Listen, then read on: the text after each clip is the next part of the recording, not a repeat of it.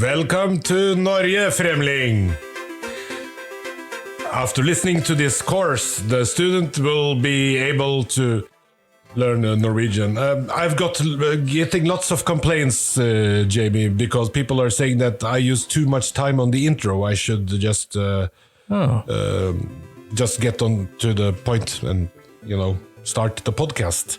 What do you think? I should have this... I like the intro, but I think that the time we've just taken to discuss that is probably longer than the intro anyway. Yes.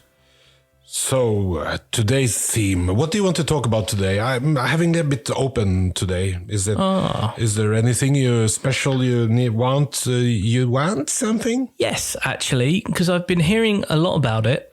It's called Janteloven. I don't know much about it. And Janteloven? Yeah, Janteloven. You mean Jante. It was a joke for the regions. Jante. Jante is girl. Jante is something else. So, what have you heard about the Jante Law? That it's like a code of conduct.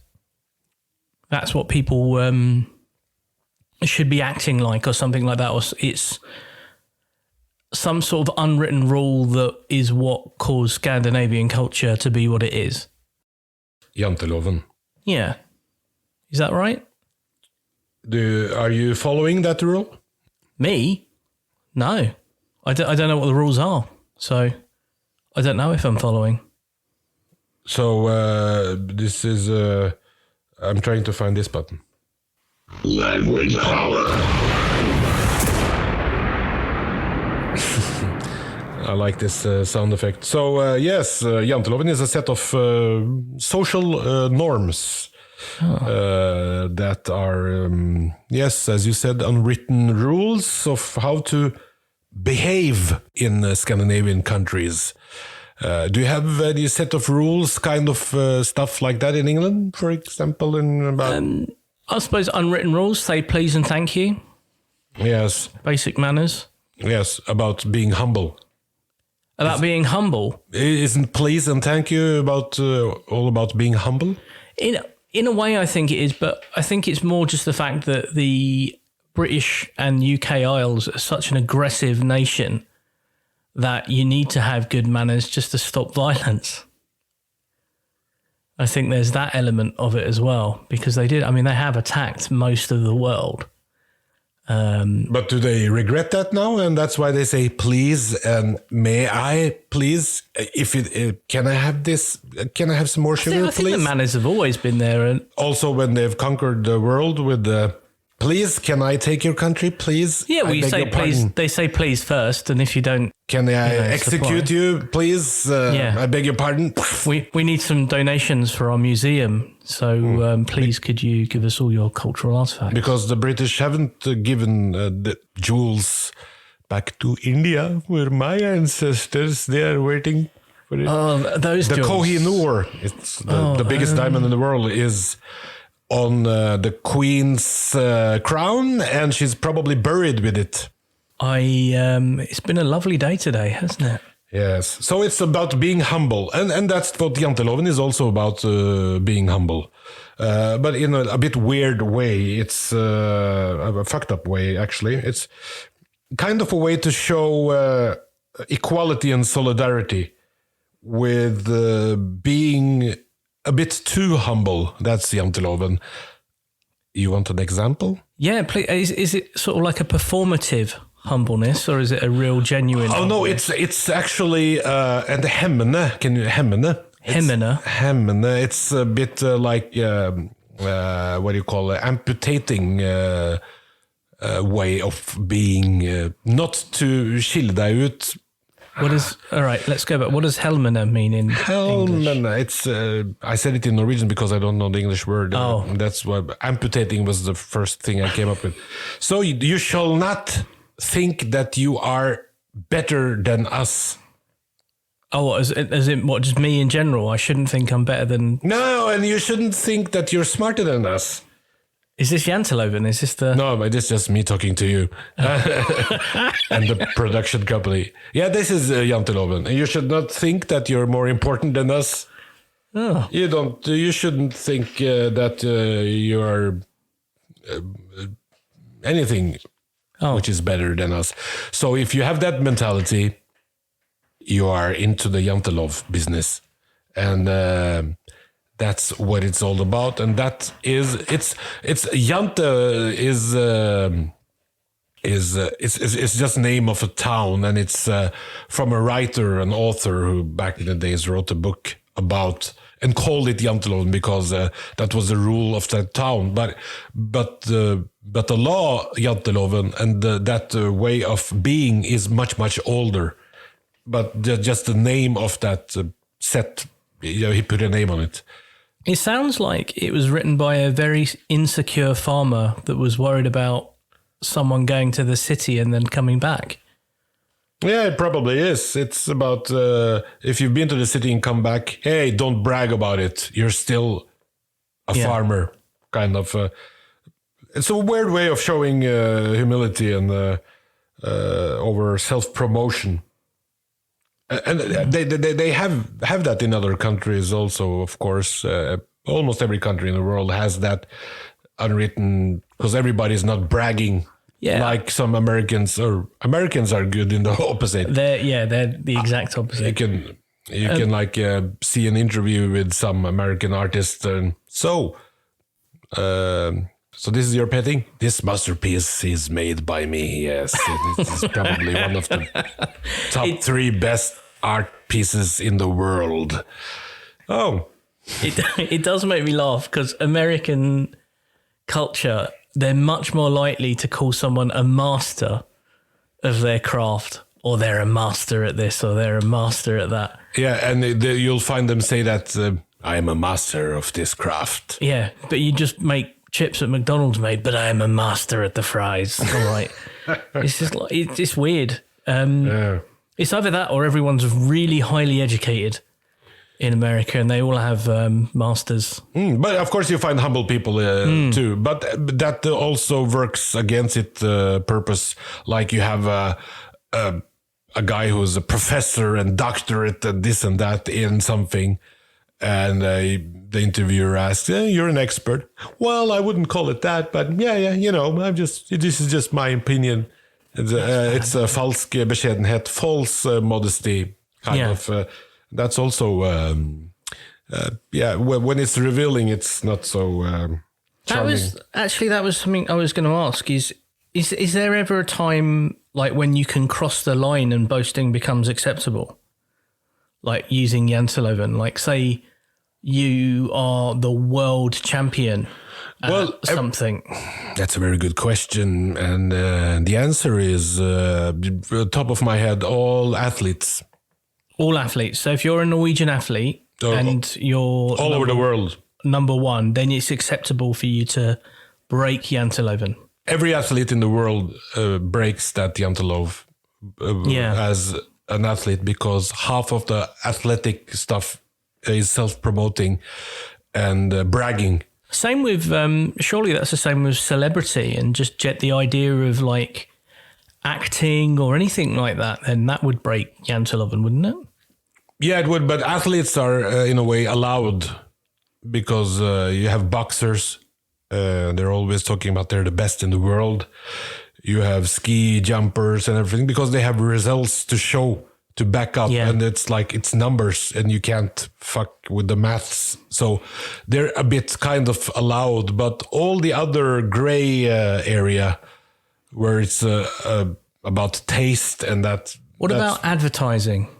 Because essentially advertising is the epitome of what Janteloven stands against, isn't it? Because you're trying to promote a company and boast about it. Oh yeah, that's. But that's then you're often promoting a dead thing like a toothpaste or cream. But Janteloven is more like. Well, there's one very interesting thing though. When I was in the 10th grade a couple of years ago, we had a school project where we invited the teachers invited the students and their parents for discussing what we were learning in school, and my parents couldn't come because they they weren't into school meetings and stuff, and they had their own thing to do. So I was at this gathering with teachers, and where they were like telling the parents what we were learning, and we had groups like you and those parents. You go together and make one group, and we were talking about Janteloven. And with me in my group, there was a guy who was another Pakistani guy in the class's uncle, and he didn't speak so well Norwegian, and he was also quite stupid. And I was a bit ashamed of him. Every time he opened his mouth, it was itching all over my head. He said so many stupid things.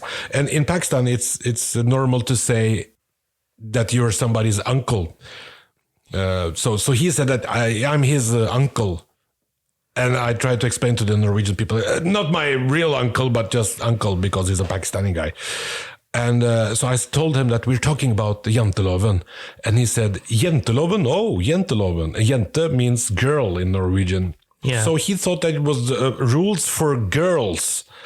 No. So I said Janteloven, and it was like interpreting it as the rules for women. And he said, we got the rules for women many, many, many 100 years ago. And you had this Janteloven for a couple of 100 years? And then he said, what kind of rules are there? And I said, well, one of the rules is don't think that you are somebody. Yeah, of course. We have that girl rules for ages. No. And don't think that you're important, of course. We have all those rules and we apply them to the women every day.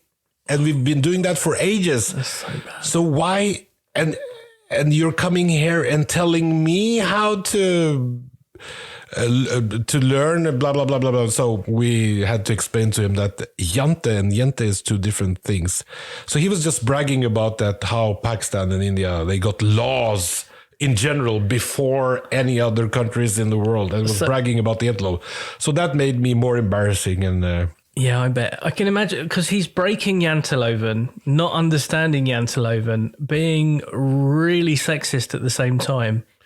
Yeah, and really ignorant and not understanding that he's being an idiot. That's beautiful. One of the most disgusting meetings. I've had this happen like 20 years ago, and it's so embarrassing that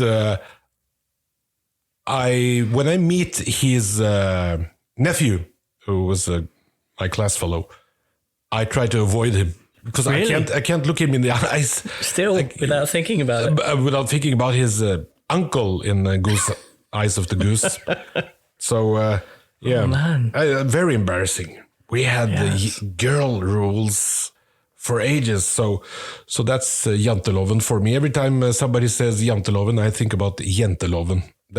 And that's true also, because in most of the world there is a Jante Law, which is the same as the Jante Law. Don't think that you are someone. Yeah, it's sad, isn't it? Oh, that was wrong music. I don't think there was any button. I meant that. But now times have changed. Yeah, there was no button you could have pressed there, I think, that would have redeemed that. This button. Yep, here come the extra bells. Do we have extra bells? Yeah. Oh, you turned it up. Yeah. And you have a... Yes, thank you. And you have somebody... You also can mix Janteloven with something called bygdedyret. Bygdedyret, what's that? It means, directly translated, it means village monster. Village monster. It's a nice movie. Yeah, that sounds title, cool. Actually. Village monster. Cinema near you. The village monster is it's just a phenomenon in the rural communities in Norway, Scandinavian especially, where it's just about where people are gossiped, when you gossip about specific monsters, and that phenomena is like it's described the way which small communities can become oppressive towards each other's behavior, kind of a moral police, or the way they keep outsiders in an arm's length. As you've experienced. Yeah, I was going to say, much like my experience in Norway in general. Tell me about it. We spoke about it before. It sounds like a therapy session. So I'm going to change the subject quickly. So do you think that if Janteloven didn't exist, that Scandinavia would still be the way it is? Or do you think it would be full of really boastful people instead? Or I don't know, but every time an artist gets up and gets published and gets attention, he or she always talk about how important it is to break the Janteloven wall for them, so that they hope that they can also be an example of tearing down that wall. oppressive system? But it is like kind of crazy, you know. Like me, I'm a stand-up comedian, and I've received many awards, and I'm a very famous person. That was anti-Janteloven. But whenever I'm out, for example in Horten, especially in Horten, first thing you've probably noticed, people use 3 minutes to tell me that I'm not talking to you because you're well known, I know who you are or whatever. That's no reason for why I'm talking to you.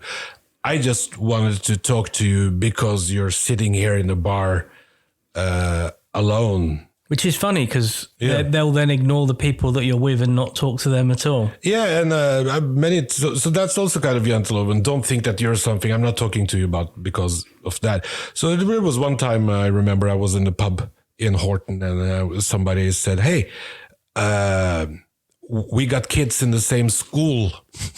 And I said, "In the same school? Oh, yeah. Don't think that I'm just talking to you because I know who you are and what you work with. No. It has nothing to do with that. I'm just saying hello, you know. It's normal here in this city." And I said, "Okay, there's an African gentleman sitting alone in the corner there. If you can see him, he's drinking tequila shots and having a beer alone. Maybe you should, when you're finished with me, could you go to him also and talk to him?" Yeah, because he's present yourself, yeah. And he was like, "Yeah, you know, yeah, whatever, blah blah blah." So, and that's also a Janteloven, that you introduce yourself by saying that I don't give a shit who you are, and that's also very common that people say, "Hey, I don't give a shit who you are," and you know, frankly, I don't even like your comedy. But it's just wanted to come and say hello. Then, why would you start a conversation like that? Then you have a twisted Janteloven with drugs and a fucked up mind, and you live in a little community, and you take it to new lengths and new heights. Imagine you you recognize the local bus driver, and you see him in the pub, and you're like, "I fucking hate your driving. I think you're always late, and you're never safe on the roads.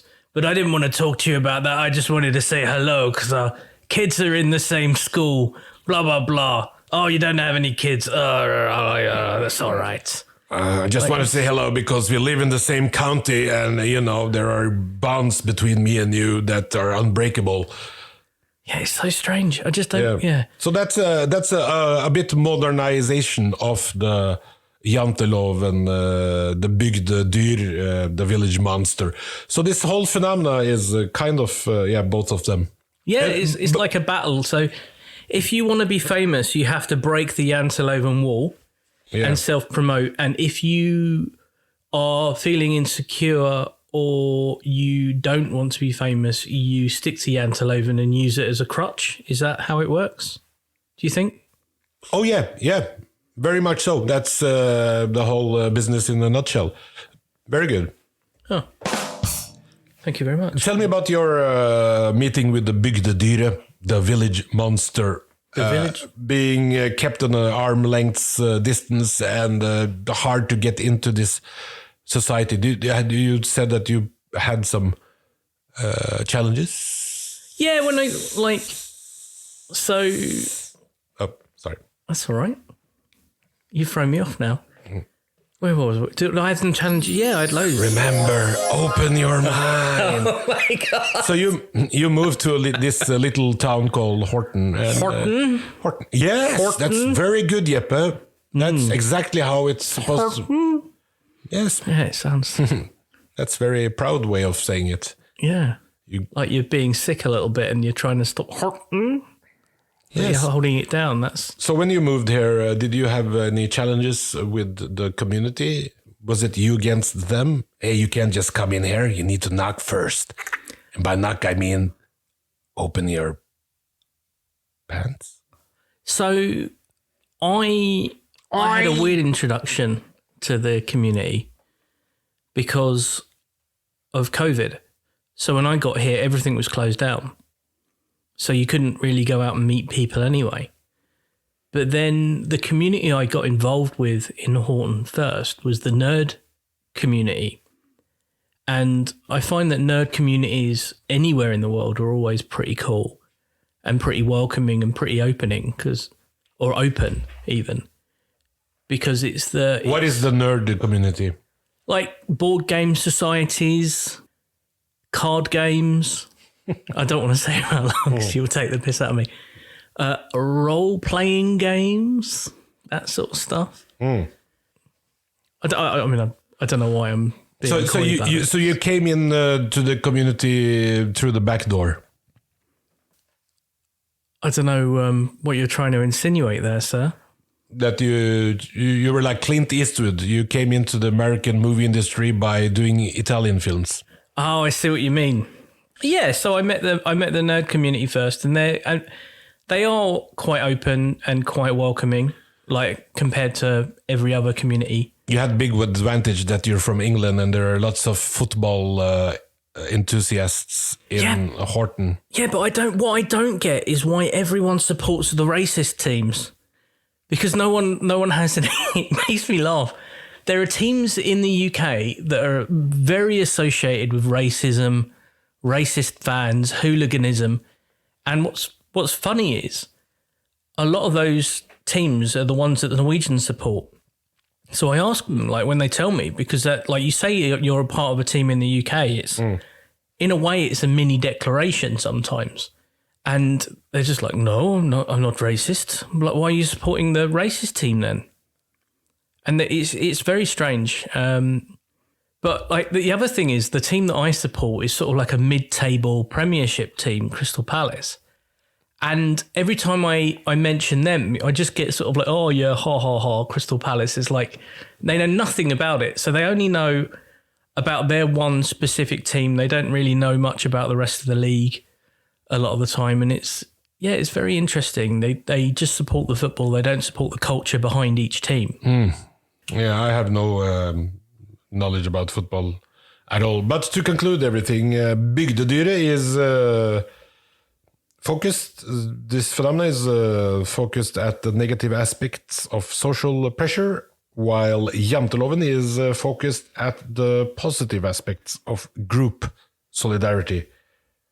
It's called a Scandinavian phenomenon, but it's probably all over the world, but not as strict and specific as it is in Scandinavia. Especially Norway has a lot of and how to stop it. It's as you said, how to stop it is just to promoting the idea of that every individual is unique. Well, there's a saying in the UK actually, and it's everyone shits. Everybody shits. Yeah, it doesn't matter how high. Yeah, that's exactly. REM. Yeah, I have a song about it. So I used to love REM as a teenager, actually. Because of your ADHD, that when you got the REM asleep, then you were. Oh, the band. Oh, that was a nerdy joke. Either or. So yeah, oh, you've thrown me again. You keep doing this. So yeah, everyone shits is that the idea behind that is just that it doesn't matter how high up you get. You could be the Pope. You could be like a #1 best-selling musical celebrity with millions of gold records and millions of records sold, or you could be a cultural icon. You still have to sit down and take a dump once in a while, and that's the same for everyone. So you're not different from anybody. Yeah. So you're doing this Janteloven stuff now. That's the closest I think it gets in the UK in a lot of ways. It's just everyone shits. You all shit, so don't think so high. Let's go for the nerdy stuff then. You know, the body contains oxygen, carbon, hydrogen, and nitrogen. That's the 4 ingredients that You have. Oh. And do you know what the universe for 4 ingredients are? No, go on. Oxygen, carbon, hydrogen, and nitrogen. Oh, so we are the universe. Yes. I know that space dust is supposed to taste like raspberries. I remember reading that once. It was just everybody shits into a little more intellectual. Yeah, it's very zen. If you were getting that like... Oh, sorry, Zen is not that music. Zen is... Zen.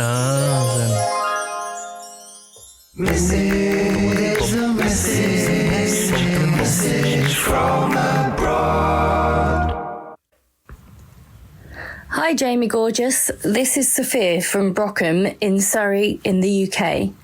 I just wondered, how have you got on adjusting to the cold weather in Norway? That's a very good question. I didn't, to start with. I really struggled. Mainly because I wasn't equipped to deal with temperatures lower than -10. So there's a saying in Norway that there's no bad weather, there's only bad clothes. And I sort of, that's how I got better at coping with the temperature. I just got better at dressing myself, I think. Actually, there's a story about that. Yes. When I first moved here, on the infamous building site that I mention sometimes, I got given these thermal pants, but on the label it said super underwear. So in my head, I was like, oh, they're underwear, they're not thermals, so I don't need to wear any boxer shorts underneath. So I put these super underwear on, the woolen legging things, and I went to work. And when I was working, you were doing like 15, 20,000 steps in a day. And by the end of it, my balls were so raw that I couldn't walk properly, because obviously you're supposed to wear underwear with super underwear. But I didn't realise that because it had the word underwear in it. So I was just like, oh, I can just wear it. So then I think I had to spend about 3 weeks putting talcum powder on myself just so I could walk around and not be in pain because I was chafing so much. So that's a good tip for any foreigner really going to a cold place. If it says super underwear on it, it's not underwear. You wear it over your actual underwear. And if you do make that mistake and go for a walk for a long time and you're a bit chafy, talcum powder is your friend. So what you're saying is, or what you should know, is dress in layers. That's very important. You need to dress in layers, and we'll talk about that in a later episode. What kind of layers? Because we have a wool episode coming out soon, all about wool. And there's another thing that's very important to know, and that's be prepared for the darkness. That's very true. Because you're living in Norway, and that's on the Globus, that's where you put your price tag for the Globus. How much does this Globus cost? Look up here where Norway is. It's $35. It's dark. It's very dark. And if you're not prepared for the darkness, you'll get dark. Yeah. You can buy a therapy lamp or whatever specific things, and just be prepared, because that can destroy you. And the longer north you get, you have periods of 3 months, 4 months where there's no light at all. That's rough. That's very rough. And of course, embrace winter sports, because if you don't have anything to do in the winter, it will kill you. Yeah. I mean, there's only so much wanking you can do before it gets a bit boring. Yeah. And combine wanking with winter activities. Make a snowman wank you. You can buy them from Wish. But there's it's very boring if you don't have anything to do in the winter. And the winter is like almost half a year. Well, this is the thing, right? It was lovely and sunny, and all the snow was nearly gone yesterday. Yeah. And today there's been a snowstorm. Everything's covered in snow again, and it's just started to rain, so it's going to be like walking around in icy slush for the next week or so. Word of the week.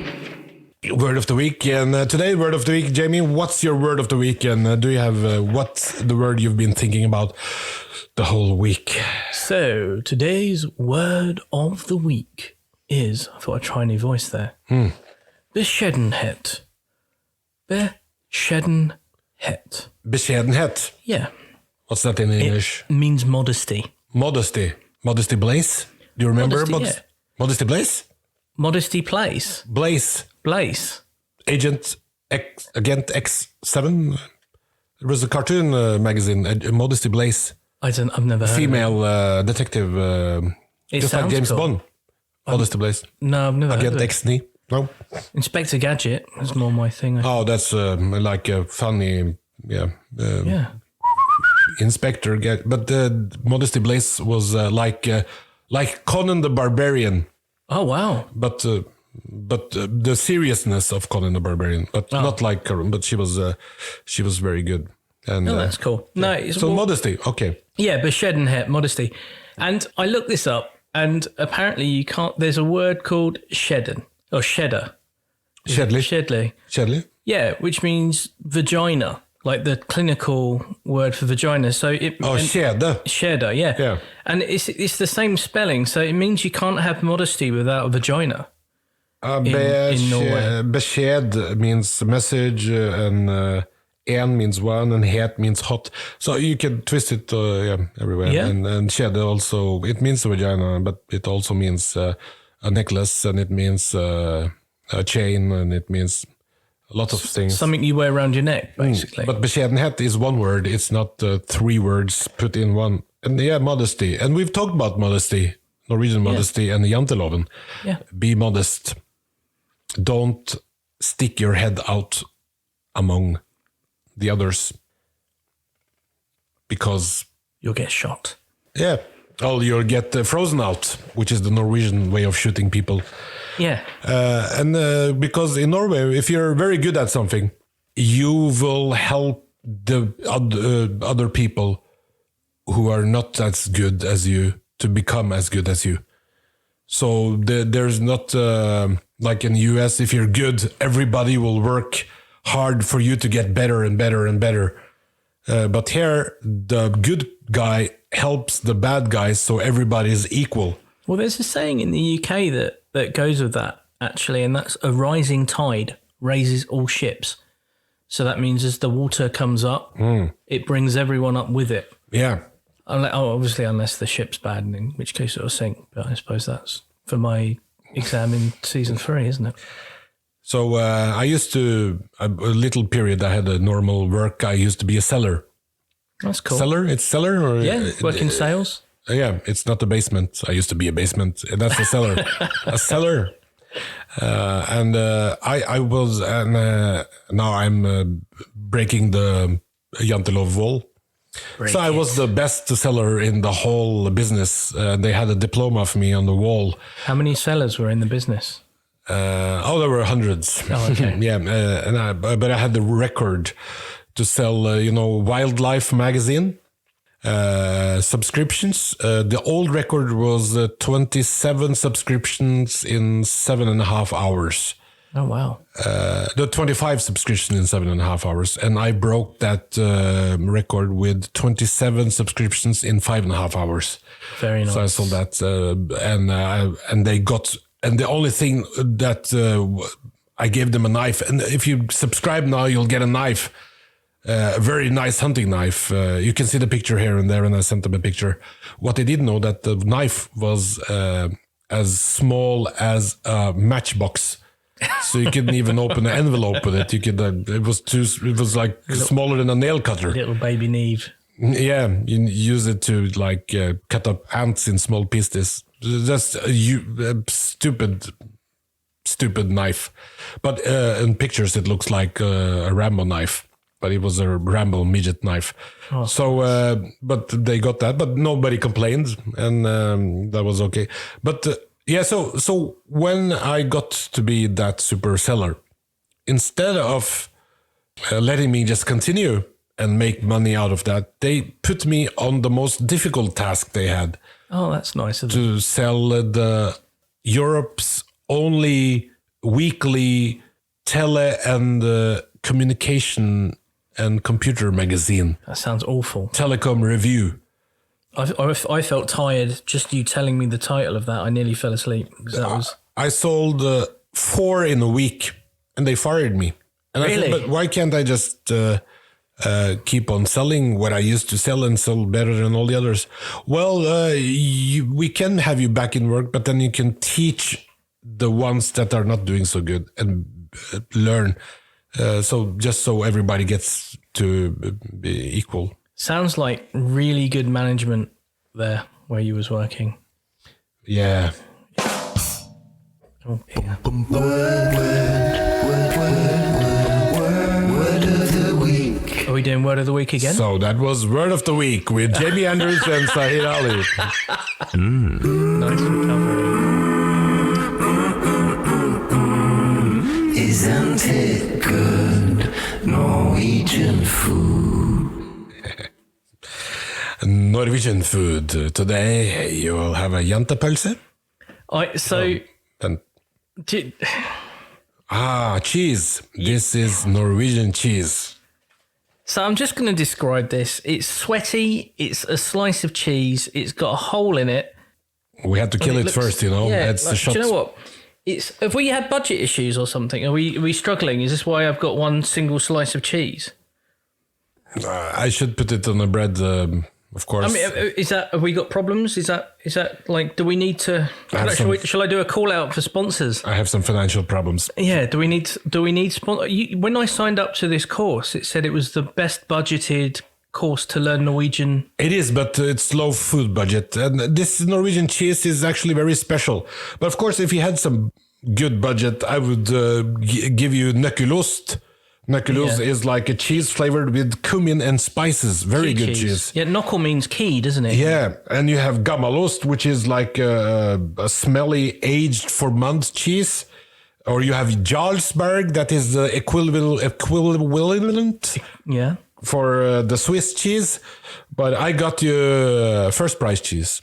Do you know what? I'm going to hold this up. I'm going to take a selfie with this cheese before I eat it. That's not so radio friendly, but and I'm going to use it for the cover So- for this episode. Look at it. So this cheese is Norwegian and it's cheap, but it's used on the matpakkes on every bread piece in Norway. So please have a taste. Okay, I'm going to eat it. Like I'm not disappointed. I do like cheese. It's just Just eat it, please. okay. I don't like it because it's a very cheap cheese and it tastes like nothing. It doesn't taste of anything. But thank you for telling me that just after I've eaten it. That was sorry. That's really really kind. Just like, here, eat this sweaty cheese. It's not even yellow. It's almost white. Yeah, it But is. it's like, first price cheese. like it doesn't matter if it's first price or not. What matters is it is shit. It's just a whole slice of disappointment. I'm going to eat the rest of it just out of spite. But on the dice for this whole food of the week Norwegian food section, this gets a 1. Language